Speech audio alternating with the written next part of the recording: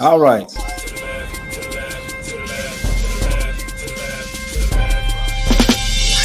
to the truth, me and all my troops.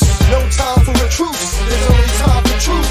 No room for fair or regular cares. Stand clear of civilian affairs. Hold up, soldier, salute. If you're going up, salute. Throw it up, salute. Throw it up, salute. Soldier, salute. If you're going up, salute. Throw it up, salute. Throw it up, salute. On to the truth, me and all my troops. No time for a truce, there's only time for truth. No room for fair or regular cares. Stand clear of civilian affairs. Hold up, soldier, salute. If you're going up, salute. Throw it up, salute. Throw it up, salute. Soldier, salute. If you're going up, salute. Throw it up, salute. Throw it up, salute.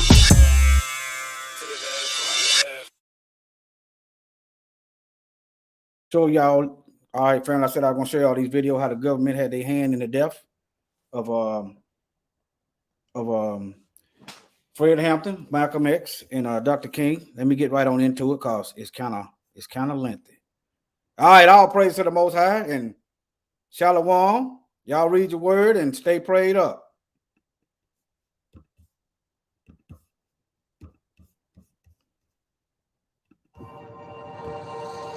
December 4th, 1969.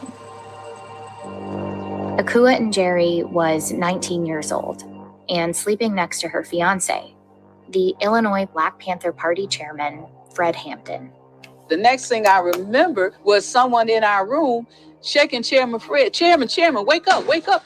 Plaster was flying off the wall. You could smell the cordite from the gunshot. If you've ever been under gunfire, 5 minutes is 5 hours. To you, it seems like forever. The shooting started back again. Then another voice unfamiliar to me said, "He's good and dead now." I knew they were talking about Chairman Fred. Fred Hampton was murdered by his government. But before that, he was a leader in a movement practicing a new kind of activism. A movement targeted because of its power to unite people.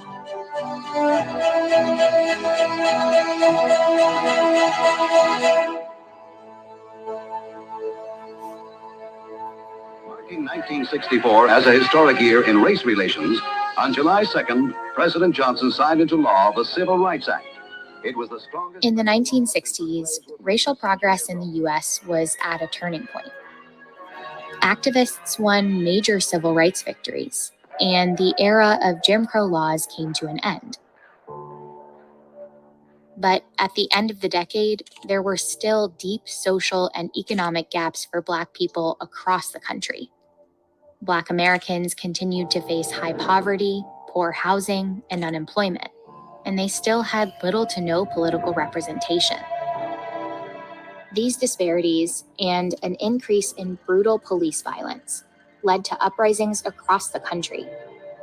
Many young Black activists grew frustrated that the changes they'd hoped for hadn't come. It's just the opposite of being a white man. That's about the best I can abbreviate that for you. After the police killing of an unarmed Black teen in San Francisco, two activists in Oakland, California, Bobby Seale and Huey P. Newton, founded what was initially called the Black Panther Party for Self-Defense. Newton had studied law and knew it was legal to carry arms in California as long as they were not concealed. The Panthers began to patrol their communities. As the movement grew, several highly publicized confrontations with police would bring about mainstream awareness of the Black Panther Party. The allegations in these confrontations were serious, but the public accounts of them were typically one-sided and shaped largely by police. Media coverage depicted party members as a caricature of Black militancy. The Black Panther Party was portrayed as a marauding gang. They say their goal was to kill all the white people. In reality, the Panthers did call for radical change. What they were hoping for was a revolution to overthrow the capitalist enterprise. But what they called revolution might not actually sound so radical today. focused on socialism as a way of solving economic needs. They looked to places like Canada, which always had a democratic political system, but the economic system has always been socialism. So they wanted a democratic socialist country here in the United States, which they saw as a more equitable, more humane system. They released a 10-point plan for broad social reform that called for an end to police brutality and for Black employment, housing, education, and freedom from prison and jails. Chapters began forming across the country. They started to implement social programs, which they called survival programs. The Panthers would say, put that theory into practice. If you really want to change minds and you really want to meet the people where they are, you have to give them the services which they need. The programs included food and clothing drives, free health clinics, and sickle cell disease testing, and were funded largely by volunteers and donations from businesses. One of their biggest programs was a free breakfast for children initiative. Here we are living in 1966, 67, is the most wealthy nation in the world. And kids were going to school hungry, especially in African-American communities. So one of the first community service programs were free breakfast for school children. And all the children had to do was come. It was during this time that Akua and Jerry, then known as Deborah Johnson, met Fred Hampton. I was a student at Rice City College, and Chairman Fred had come up to the school to speak. And he said, in the breakfast program, we feeding over 3,000 children a week. We're serious about making power to the people of reality. We're not just sitting up here jaw jabbing and talking shit, we about work. And I said, damn, he's serious about this business. Fred Hampton grew up in Maywood, Illinois, just west of downtown Chicago. He became president of his local NAACP Youth Council in 1967 at 19 years old. Shortly after, he was recruited by a founder of the Illinois chapter of the Black Panther Party. That you can jail revolutionaries, but you can't jail a revolution. Right. Because of his charismatic skills, he quickly rise to the top of the crop. Here he is at age 21, building and leading the Illinois chapter Black Panther Party. Soon after they met, and Jerry and Hampton became a couple. Anybody that has met him or heard him speak, they say he wasn't bullshit. He was for real. You got to understand, the people have to be Christ people. If you dare to struggle, you dare to win. If you dare not to struggle, then goddamn it, you don't deserve to win. Let me say peace to you if you're willing to fight for it. Chicago in particular was a place where the party's ideals especially resonated. It was then the second largest American city, and due to decades of discriminatory policies, also one of the most segregated. Chicago's mayor at the time, Richard J. Daley, opposed neighborhood integration. And in the 1950s, the city had begun to redevelop certain neighborhoods, pushing low-income residents out and into densely packed, high-rise public housing in already overcrowded neighborhoods. Black people were pushed primarily to the south and west side of Chicago. A large Puerto Rican population was here in Lincoln Park, and poor white people were concentrated here in Uptown. These groups all faced similar problems. They all had dilapidated schools.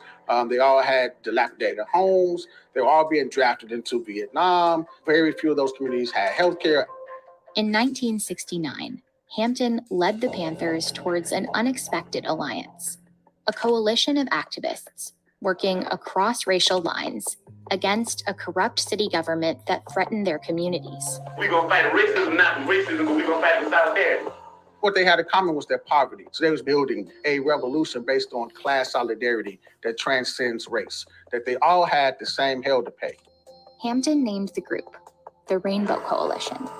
It included the Black Panthers, a Puerto Rican group called the Young Lords, and a group called the Young Patriots, made up of largely poor white migrants from Appalachia who had moved to Chicago seeking economic opportunity. We don't hate the motherfucker white people, we hate the oppressor, whether he be white, black, brown, or yellow. So we got to know that. I don't mean sing Kumbaya and make a quilt. I'm talking about bringing them together on common things they could unite on. Not everything, but what I want to say is today we don't need to worry about them other groups, because we clearly see how they are infiltrating They are using these other groups to infiltrate the movement, water it down. But back then, you know, you understand, we need to focus on ourselves. That's just like me. I got problems going on in my own household, but I'm worried about somebody else's house. That don't make any sense. Okay. All right. And besides, they don't have a cape on when we out here getting slaughtered. They don't have now cape. You crickets. See, to me, it's simple. I'd rather be dead than sit back and watch my people die. It's simple. Who could say that children do not deserve to have a healthy meal? We will work with anybody and form coalition with anybody that has revolution on their mind. We're not a racist organization because we understand that racism is an excuse used for capitalism. Hampton and other Panthers helped the Young Lords and Young Patriots launch their own social programs. They organized protests together. And it was working. Members were traveling across the country to organize Rainbow Coalition chapters. Particularly where Black Panther chapters were, but also in these rural white communities as well, to bring the revolution to bear. This blows people's minds. These people are not supposed to get along, but here they are operating as brothers of the struggles, as revolutionaries against the capitalist structure. And that was the threat to the state at the local level, but also at the national level. In 1968, the FBI had sent around this internal memo. It outlined goals to prevent the coalition of militant Black nationalist groups and prevent the rise of a messiah who could unify and electrify the militant Black nationalist movement. It wasn't written about Hampton specifically, but by 1969, Chairman Fred Hampton was the one that fit the bill. The revolution was in the air. And the ways in which the Panthers was able to transcend those racial lines, especially the charismatic leadership of one like Fred Hampton, they saw him as a greater threat even than Martin Luther King or Malcolm X ever was. In one FBI memo about the Black Panthers' breakfast program, they claimed their real purpose was to poison minds with anti-white propaganda and indoctrinate youngsters in hate and violence. The FBI, under the leadership of J. Edgar Hoover, had deemed the Black Panther Party as the #1 threat to the internal security of Not the Klan. But nevertheless, I'm gonna try to be quiet. Of this country. The FBI operated a counterintelligence program called Cointel Pro. It was a program that targeted dissident political groups in the US. Their methods typically went outside the law. They were using tactics such as assassination, discrediting, false narratives. They were falsely putting people in prison and exile, which were all illegal. Several Black Panthers were killed or imprisoned, including the party co-founders. In Chicago, the party was also targeted by Mayor Daley and the Chicago police. Our office was burned down at least 3 times. People would disappear. You never see their bodies again. Before you go to bed tonight, say I am a revolutionary. Make that the last word. In case you don't wake up, then somebody might believe it and you might end up in what they call a revolutionary happy hunting ground. Hampton, a rising star at just 21 years old, knew he was a target too. He'd been arrested in 1968 for allegedly robbing an ice cream truck and handing out $71 of ice cream. In 1969, he was sentenced to 2 to 5 years in prison. He appealed and was released on bond, but lost the appeal. He'd have to return to prison by December 6th.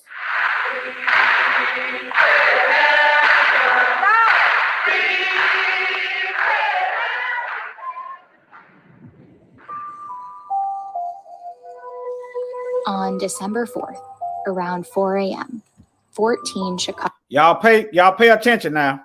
Hear these dirty dogs. Y'all pay attention. And watch the lies. Okay? Chicago police officers arrived outside Hampton's apartment on Chicago's west side. Inside, Hampton and Jerry and 7 other Panthers were asleep. I was very pregnant. And the first thing I remember was Chairman Fred had fell asleep while talking on the phone. The next thing I remember was someone in our room started shaking the chair. Said, Chairman, wake up, wake up. The pigs are vamping. And I'm seeing Chairman Fred look up, and then he laid his head back down real slow. Officers kicked open the door and shot Mark Clark, a visitor from another party chapter. They shot a sleeping 18-year-old named Brenda Harris. Then they shot in the direction of Hampton's bed. the mattress is just going. You can feel the bullets going into it. I had moved over on top of Chairman Fred because there was shooting into our mattress.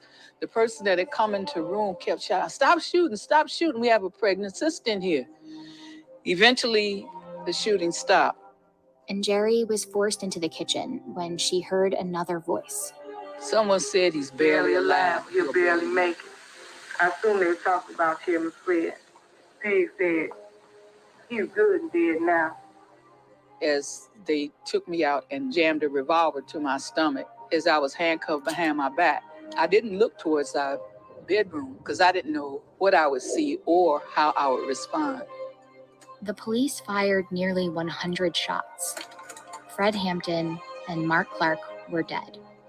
The 7 surviving Panthers were arrested, and police smiled as they removed Hampton's body from the scene. The Chicago police and the state's attorney's office quickly shaped the narrative to call it a gunfight, a battle, and a shootout. Officers involved in the raid testified that they were fired on from 4 different rooms in the apartment by shotgun. And before I could get past the threshold, there were 3 shots fired from the rear bedroom. They played back a story that you could not even fathom. They gave a fictional account of what happened. Again, vilifying the Black Panther Party. I mean, they were firing at police. Yes, sir. We saw the shots coming out of the 2 bedrooms. This attack by the Black Panthers on the police clearly demonstrates the true character of the Black Panther Party. But experts and lawyers hired by the Panthers, along with other journalists, inspected the crime scene. The Panthers even opened the apartment so that anyone could examine it. And a drastically different picture emerged. It was clear that the police had fired unprovoked. Of the nearly 100 shots fired, only one possible shot could have come from a Panther's gun, likely from Mark Clark at the front door. The bullet holes that the police said came from Black Panthers were nail heads. Later, it also emerged that the FBI had assisted Chicago police with the raid. The FBI had an informant within the Black Panther Party named William O'Neill, who had become chief of security and Hampton's bodyguard. O'Neill had provided the FBI with a hand-drawn floor plan of the apartment, which the FBI then gave to Chicago police. And evidence strongly suggests that before the raid, O'Neill had drugged Hampton. In the years after Hampton's assassination, the police and the FBI continued to imprison dozens of party members across the country. The official Black Panther Party would continue to exist until 1982, but membership decreased dramatically, and it would never be the same. And I hope that each one of you will be able to die in the international proletarian revolutionary struggle, or even be living in it. And I think that struggle is going to come. Why don't you live for the people? Why don't you struggle for the people? Why don't you die for the people? Fred Hampton wanted revolution. Those in power wanted to destroy him and what he stood for. But they weren't totally successful. Chairman Fred lives. You know what I'm saying? Through the military assault, through the destruction of the party as an organization itself, you know, by the state, the legacy of the party is still here. Today, the work of Fred Hampton is alive through some of the same programs that marked him as a threat. Many of the programs that the Panthers created are now staples of our society. We didn't have free breakfast in schools prior to the Black Panther Party's free breakfast program. Those free clinics, almost every major college campus got a free legal aid clinic. The ways in which sickle cell testing is now respected as a disease by the CDC and others. None of that stuff existed before the party. I think that's revolutionary. The history of the Black Panther Party is going toe-to-toe with this government will never die. Never die.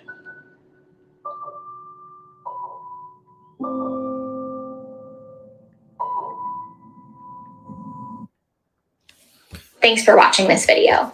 If you want to learn more about Fred Hampton, there's an amazing 1971 documentary called The Murder of Fred Hampton. So y'all can check that out. I didn't even know about that documentary back in 1971. Available to stream via the Chicago Film Archives at the link in the description. Ain't it amazing how nobody... They also have a film called American Revolution 2, which documents the work of the Rainbow Coalition in action and the many activists who helped to spearhead the movement. Okay, ain't it amazing how don't nobody go to jail, ain't no punishment, but we supposed to sit ignorantly by and wait on them and wait. This is one time, family. We better not holler, I'll wait, because you're gonna be dead.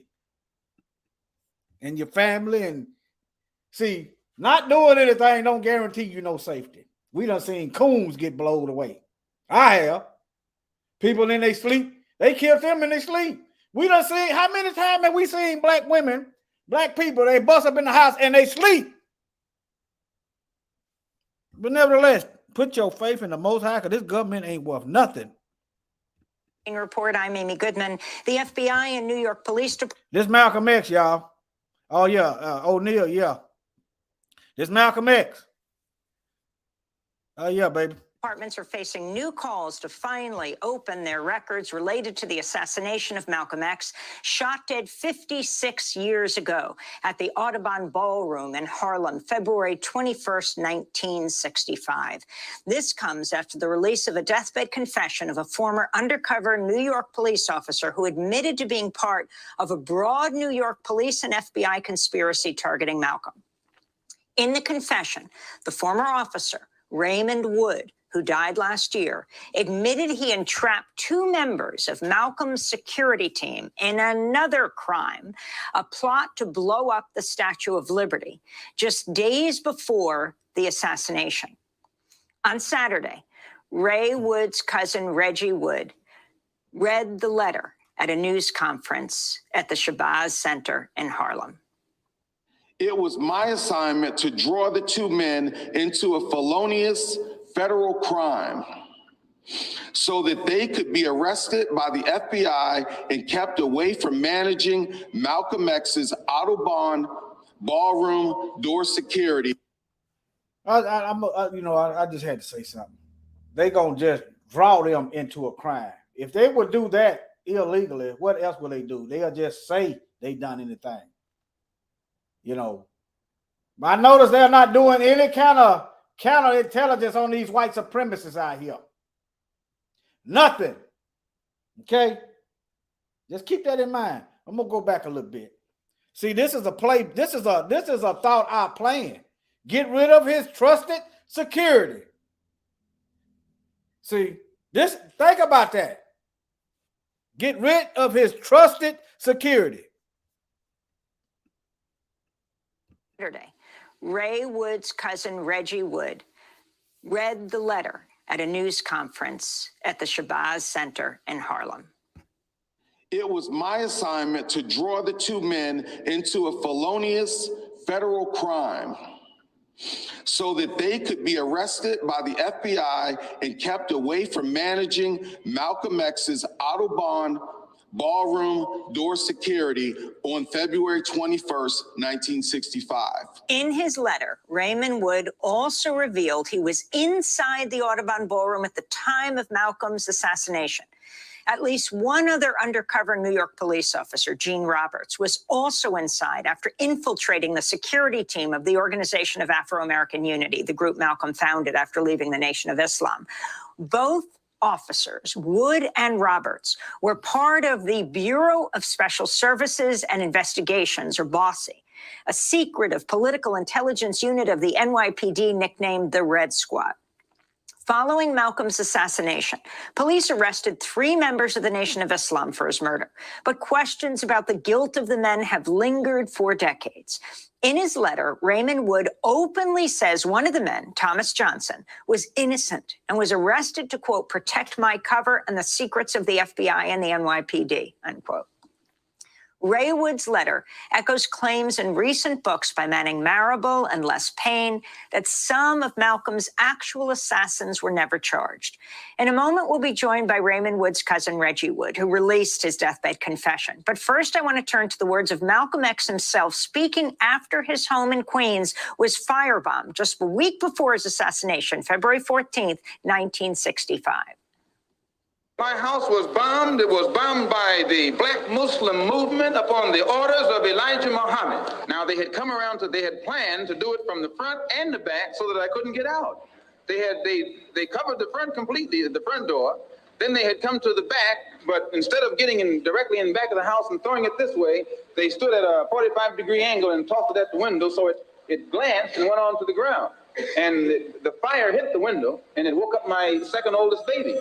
But the fire burned on the outside of the house. But had that one gone through that window, it would have fallen on a 6-year-old girl, a 4-year-old girl, and a 2-year-old girl. And I'm going to tell you, if it had done it, I'd taken my rifle and gone after anybody in sight. I would not wait. And I say that because of this. The police know the criminal operation of the Black Muslim movement because they have thoroughly infiltrated it. Because they have thoroughly infiltrated it. Those are the words of Malcolm X right before his assassination, right after his home was firebombed in February of 1965. Just days later, he was shot seconds after he took the stage at the Audubon Ballroom. We're joined now by Reggie Wood, the cousin of Raymond Wood, author of the new book, The Ray Wood Story, Confessions of a Black NYPD Cop in the Assassination of Malcolm X. Still with us, civil rights attorney Ben Crump, who attended that news conference with... Okay, y'all see that. I just want y'all to see that the government was responsible. They removed his detail. Y'all see the title at the top? Maybe I could drop it in the chat. I could probably drop it in the chat. I'll let it keep playing while I drop the link in the chat if y'all want to check it out. But y'all see the link in the top. Y'all just see the link in the top. Y'all can go to the video yourself. It's Democracy Now! Just type this in your chat. Well, I could drop it right here. All right, let me see here. Uh-oh. Let me see. Let me drop this in the chat.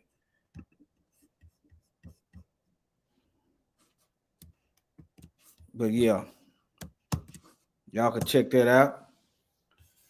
Oh, let me show my camera. But anyway, they're just showing you that they got their hands in the cookie jar. Now, this next video, I want y'all in the chat room. What y'all think? How y'all think Dr. Martin Luther King died? In the chat room. Because I just found this out probably a couple years ago. Matter of fact, never mind, a couple years ago. How y'all think Dr. Martin Luther King died? I mean, I'm just trying to see, do y'all know? Am I bringing out something you don't know? That's all. Not trying to, this ain't a gotcha moment. Y'all still in here, ain't you? I know it's a little delay. How do y'all think, a warrant for everybody to think the shot on the balcony killed him? A one in the chat room if y'all think the shot on the balcony killed him. I'm finna show y'all some more stuff. Or y'all think he died another way, put 2 in there. Shalom, y'all, who is kingdom? Okay. Let me see. Can I hear? Let me see.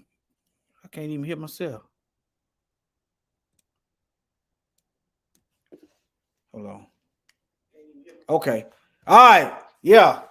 The answer number 2. Let me show y'all what these heathens did. All right. This is Dr. King. Hold on. Let me share my screen.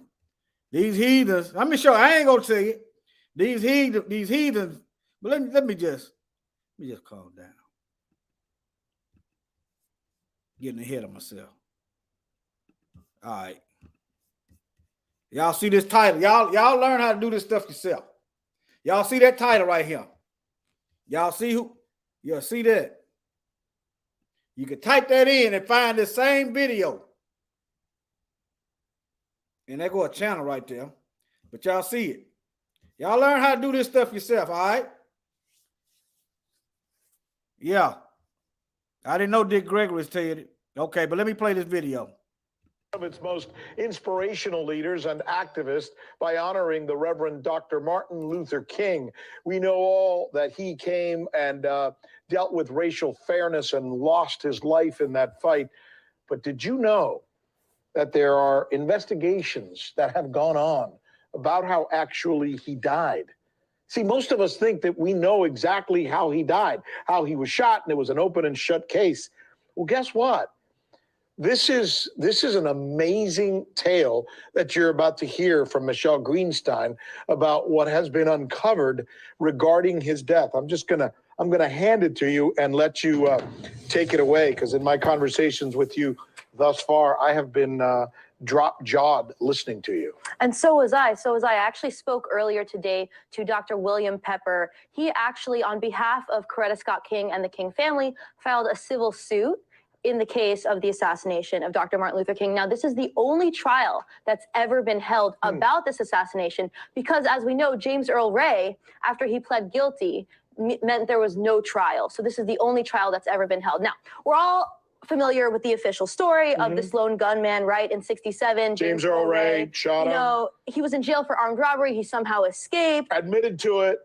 Right. But what's interesting is that he pled guilty, but he didn't confess. And actually in these court transcripts, he says over and over, I did not confess to killing King. And he says he only did so because he feared for his life. He and William Pepper told me that the only reason James pled guilty is because it was the only way to. Now, okay. He said, what they said, James L. Ray done it. But okay. I'll just keep listening. Just stay with me. But ask yourself, why did the FBI? I'm gonna show y'all this. Why did the FBI send him a letter to kill himself if they didn't want him dead? I'm gonna send you another letter. If the government wasn't guilty, then how did the jury find them guilty? I'm gonna show y'all this later. But all right, just stay with me.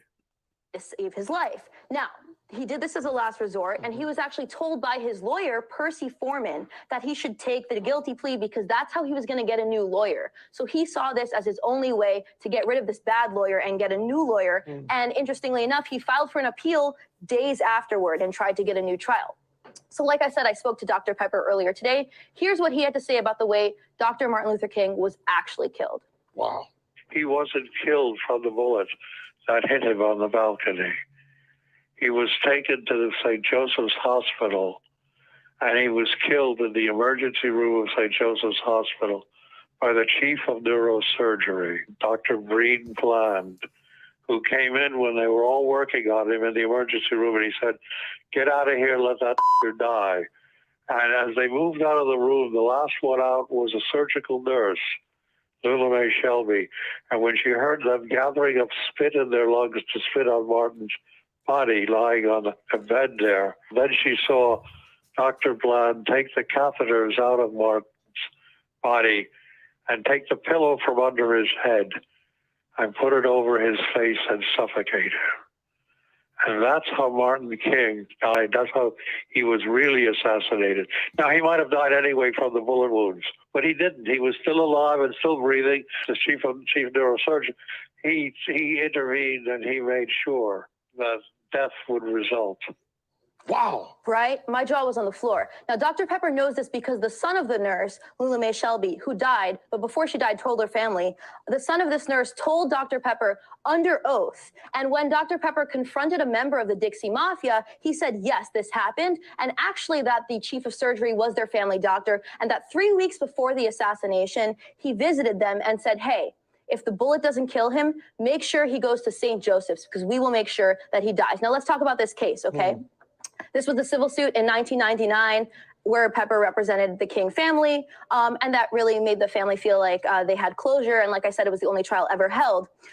The Memphis jury in this case decided that local, state, and federal governments were liable for King's death, and that this was a real conspiracy, a conspiracy between the U.S. military, the Memphis PD, and Dixie Mafia, these crime figures in Memphis, Tennessee. This is just for the audience. Right. This is a civil case that was brought, much like the OJ case. Right, where a jury they couldn't find him guilty here, but finally when a civil jury heard it, they came out with a It was the only trial, yes. And there was 30 days of trial and over 70 witnesses were heard.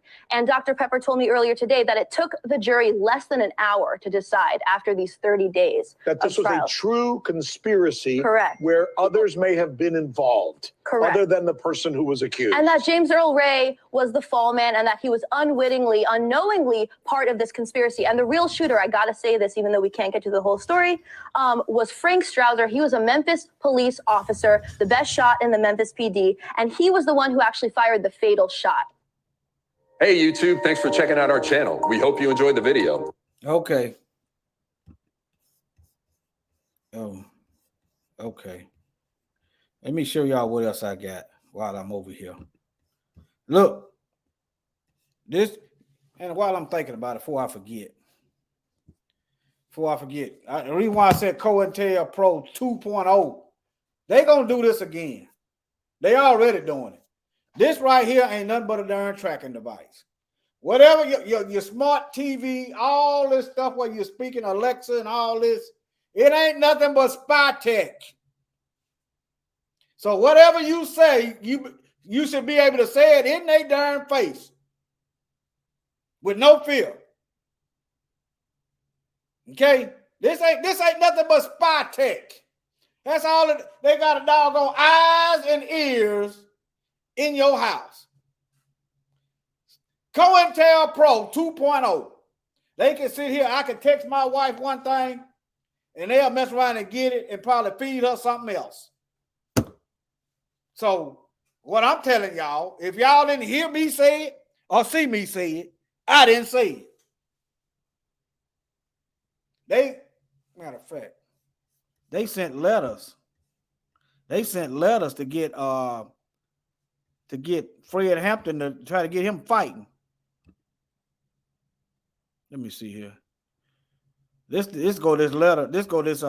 get back to that. They sent letters right here. This is it right here. The Federal Bureau of Instigation carried out a secret nationwide effort to destroy the Black Panthers, including attempts to stir bloody gang warfare. Don't be surprised when you start seeing our people having little head bumpings and goings on. I'm going to tell you, if I said something, I say it to your face. I'm not going to shoot no letter, all that doggone keyboard typing. I don't care if it looked like it came from my account. Ask me. Okay? I'll get on FaceTime and tell you if I said it. And if I ain't got no reason to say anything, why would you believe it? We got to start thinking like this. They would try to do anything to divide us.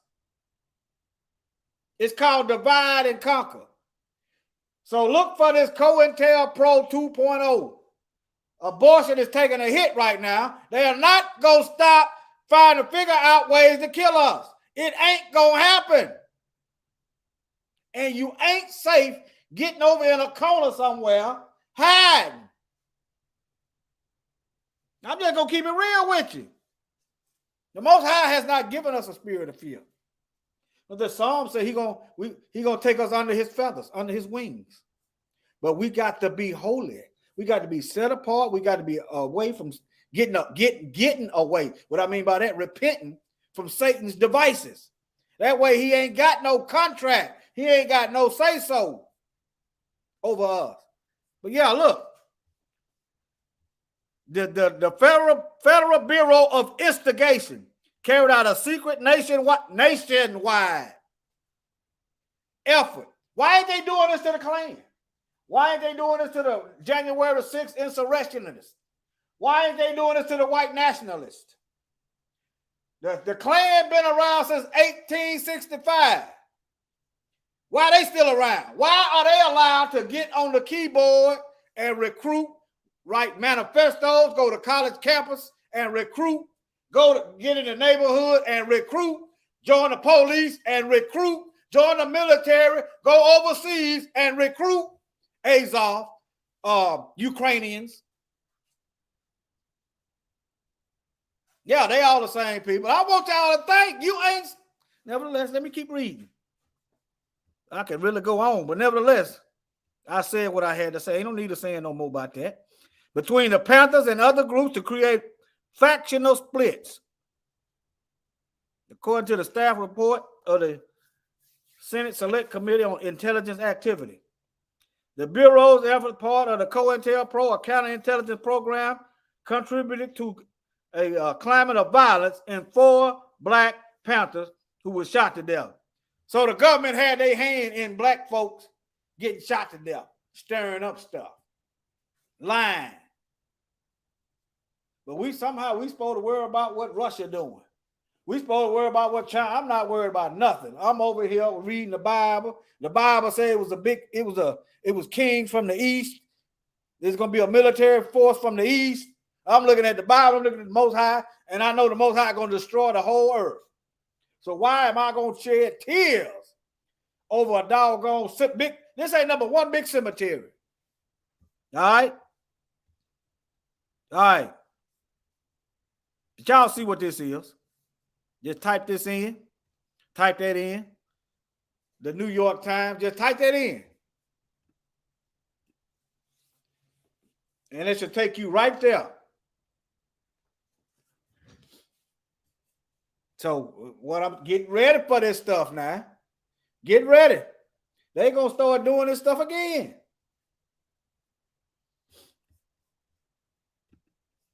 All right. I think that was the original search I did right there.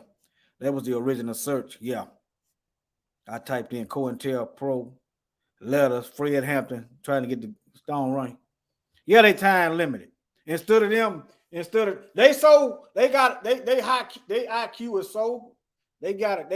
is so high, they can't even figure out how to keep themselves on the planet. The problem ain't us. The problem is their wickedness, and the Most High is doing it to them. But yeah, just look up the King's suicide letter. They wanted him dead. Right here. Let me see what that letter is. They found him. Hold on. Let me go to another site. Right here. They found the government guilty, had their hand in the death of MLK. All right. That coincide with that last video.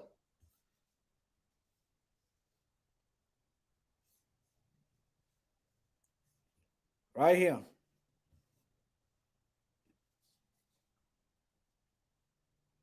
The same Justice Department, they don't bring us no justice today. But there it is. And you can look up their suicide letter. I can't read it, the print too small, but it's a real letter. I'm not gonna go through that. This is what the FBI sent Dr. King. You see all this stuff? Type that in. Let me see what I type in. The FBI suicide letter to Dr. King. See, when you get a troll on your post, on your comment section, it might be them. That's why people start making off the wall comments. They're gonna have to come on camera. You got a question? That's just how I'm gonna do it. I can't dictate to somebody else. That's just how I'm gonna do it. Start making off the wall comments in the comment section. You got to get on camera. All that hiding, they ain't gonna fly. Okay, it's 7:16. But yeah, let me see. I can show you. I'm gonna show you another thing. Show you another source where they found him guilty. Right here.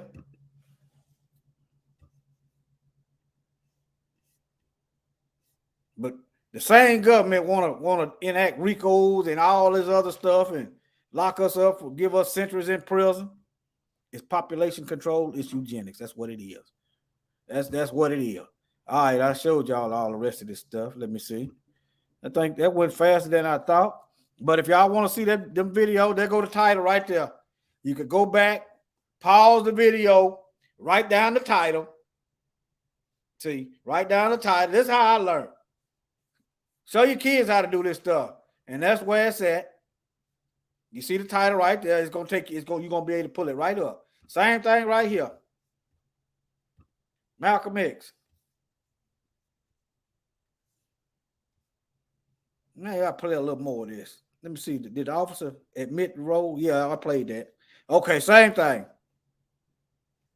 Same thing. Type that in, and you see the channel. And just because you can get a little bit of information from Democracy Now, it's a left-wing apparatus. So expect some LGBT agenda somewhere in there. Expect some don't blame the Democrats. Always blame the that's what they're gonna do. And if you were watching Fox, it's gonna be blame the Democrats, and the Republicans is always right. None of it, both of them haters. Both of them is practicing white supremacy and racism. That's all right. That's all right. Just go back and catch it later. Let me see. I see it. All right. Y'all make sure y'all subscribe. That way I don't have to. It don't take y'all so long to find us. You'll find us directly. All right, and here go another title you can type in. I thought they 2019. That's about when I found out. Look, they tell you he was shot, but they didn't tell you that a doctor done it. All right, let me see what this is. That a doctor done it. Okay, let me close that out. All right, family. Finna go. Holla at y'all. Shalom. Y'all take care. Let me play this right here. Freedom ain't free. Let me play that. Freedom ain't free, y'all. Love you. All right, don't forget to subscribe. Like and share, subscribe. All right, love y'all.